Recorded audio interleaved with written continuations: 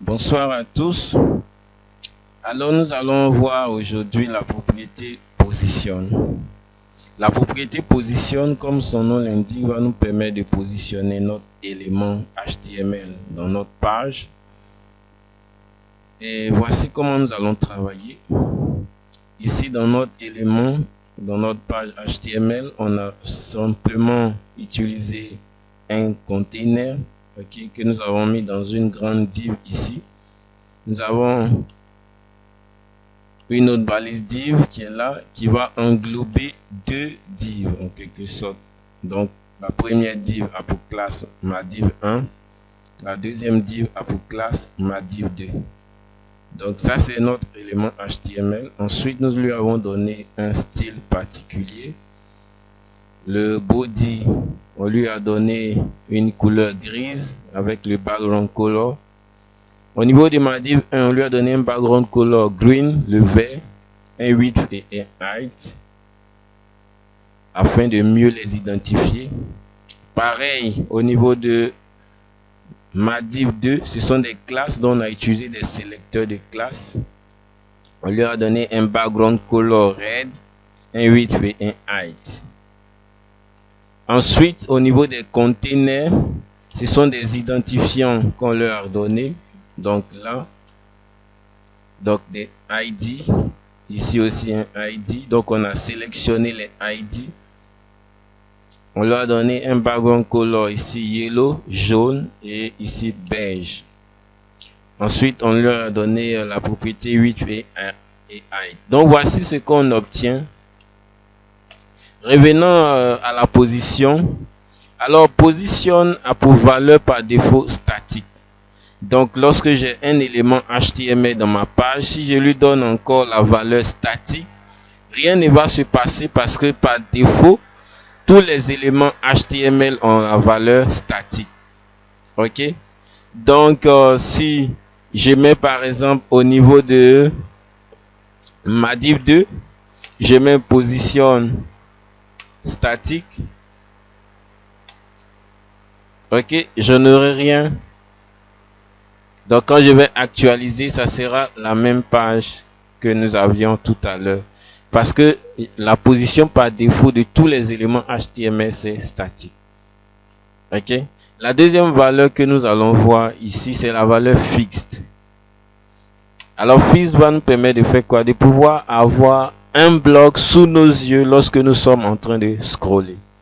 Mais lorsque nous utilisons fixed, ça nous donne en fait le pouvoir d'utiliser d'autres propriétés. Donc quand je fais fixed, je ne vois pas mon bloc 2 parce que il y a des propriétés que je dois utiliser.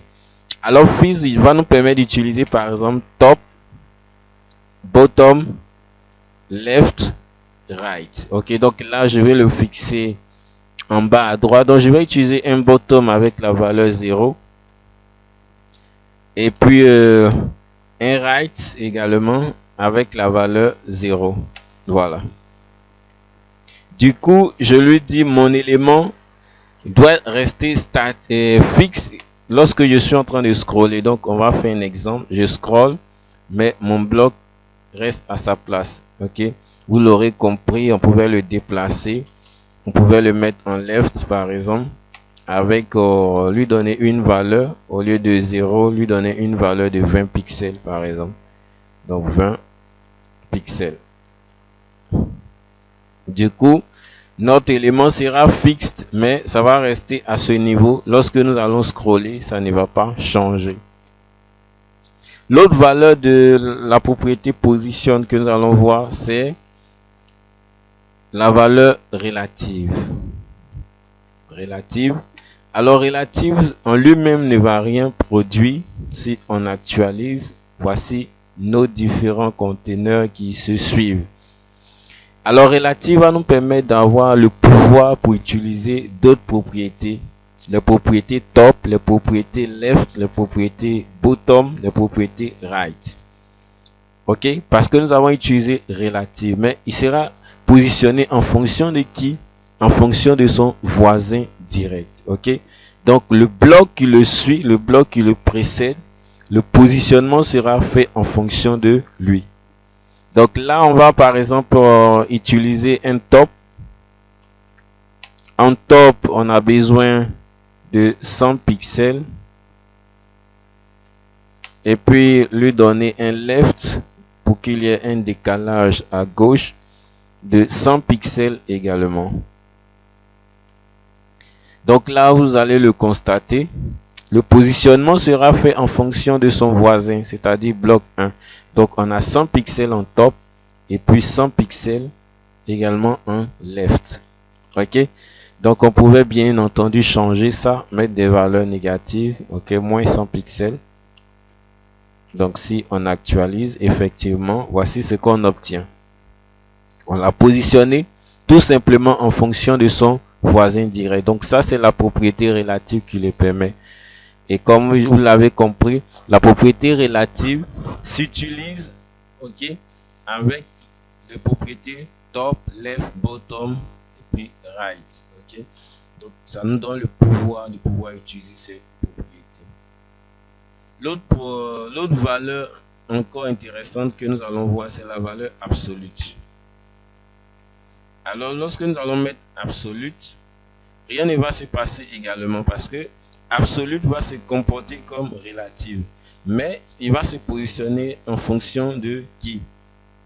Ok, donc par exemple, on va utiliser les mêmes valeurs. On va utiliser un top 100 pixels,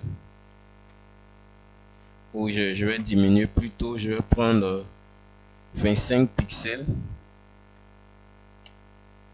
En left également 25 pixels.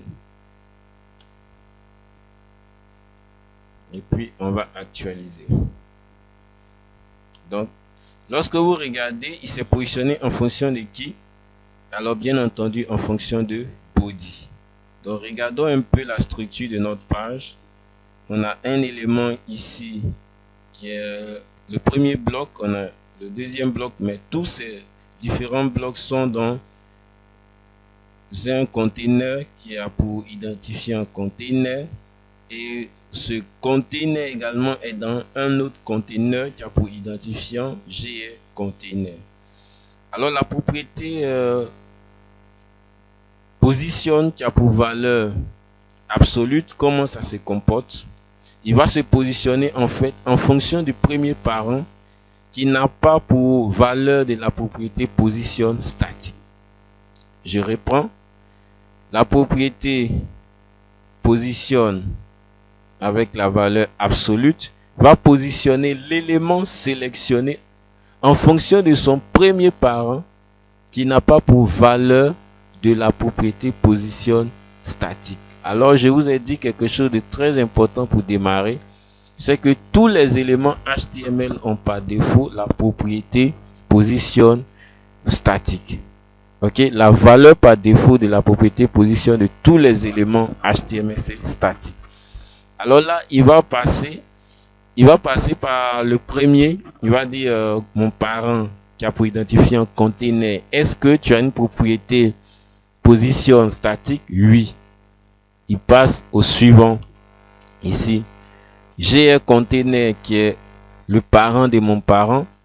Est-ce que tu as une propriété position qui a pour valeur statique? Oui.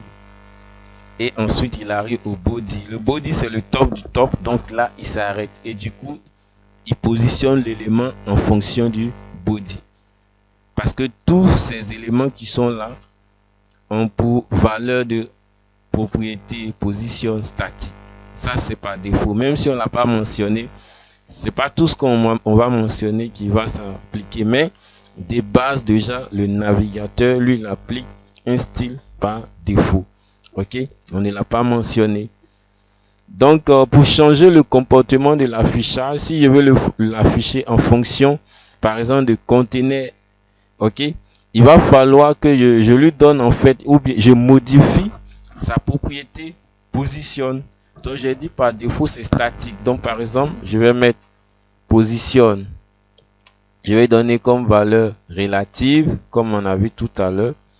Du coup j'ai modifié, en fait ce n'est plus statique. Donc quand je vais actualiser, qu'est-ce que vous remarquez? J'ai cette fois-ci affiché mon élément qui a pour propriété position absolute en fonction de son premier parent, parce que son premier parent n'a pas de valeur de propriété position égale à statique. Cette fois-ci, sa valeur c'est relative. Si j'aimerais positionner en fonction de GR container, cette fois-ci, son premier parent, je vais lui enlever la propriété position relative et je vais le mettre ici. Donc je le mets là. Et si j'actualise, effectivement, comme vous pouvez le remarquer, voilà, l'affichage ou le positionnement s'est fait en fonction de son premier parent qui n'a pas pour propriété position statique.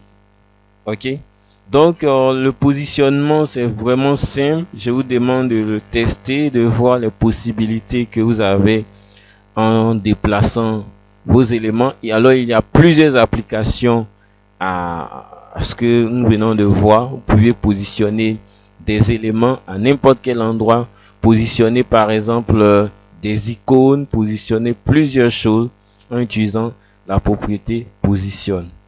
Alors je vous demande de faire la suite. On va pas tout voir, on voit juste l'essentiel. Alors d'ici la prochaine vidéo, portez-vous bien et au revoir.